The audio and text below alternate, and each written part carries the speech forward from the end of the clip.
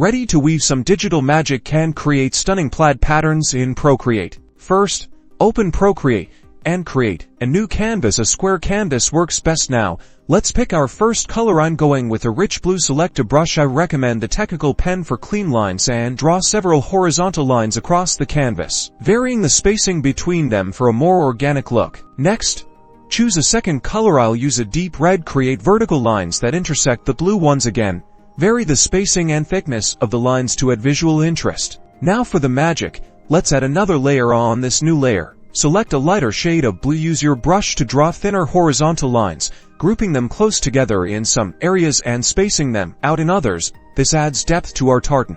Repeat this process with a lighter shade of red, adding thin vertical lines that intersect the light blue lines. Experiment with different line weights and spacing to customize your design. Don't be afraid to try other colors or create shadows on a new layer by turning down the opacity. And there you have it. A custom plaid pattern created entirely in Procreate. Play around with colors, line weights, and spacing to create countless unique tartans. Don't forget to like and subscribe for more Procreate tips and tricks. Happy creating!